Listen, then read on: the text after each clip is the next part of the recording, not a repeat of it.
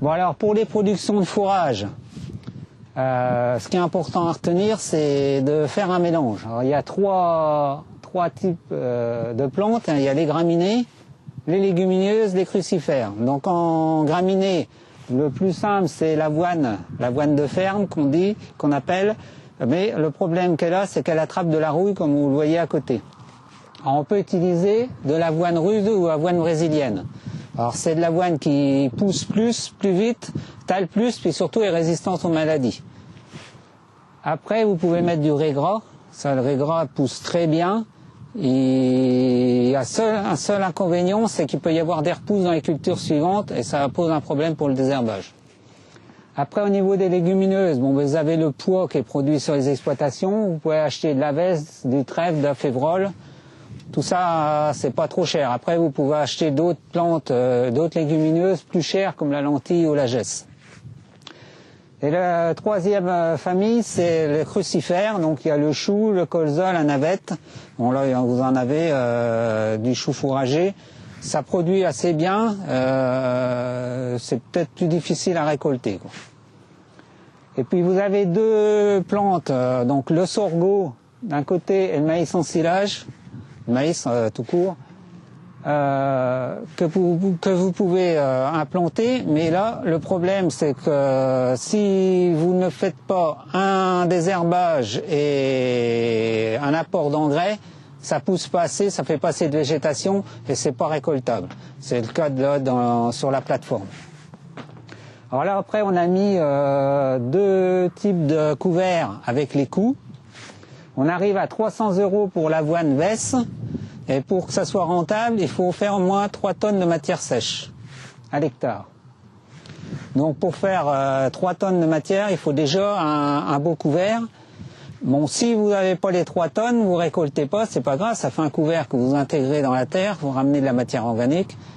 Mais il faut savoir que moins de 3 tonnes, après, c'est pas rentable, il vaut mieux acheter de l'aliment à côté.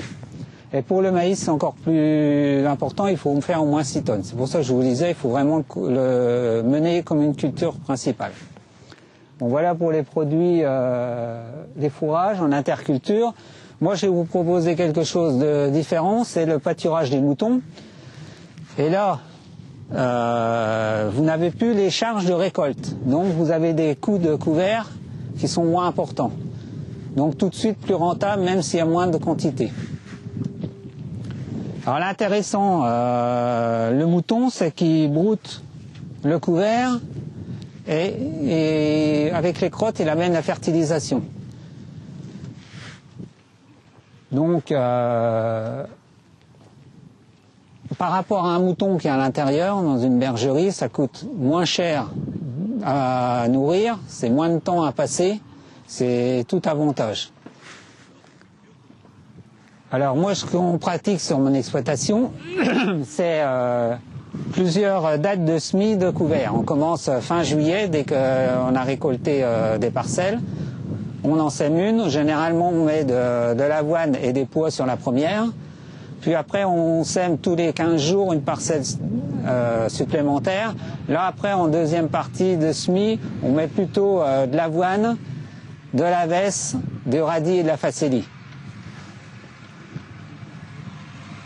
Donc pour le pâturage, c'est simple, hein, il suffit d'avoir des piquets, des fils, vous entourez la parcelle, vous mettez du courant, vous mettez les moutons dedans. En gros, il faut compter une dizaine d'hectares pour 150 brebis, elles restent 15 jours, 3 semaines.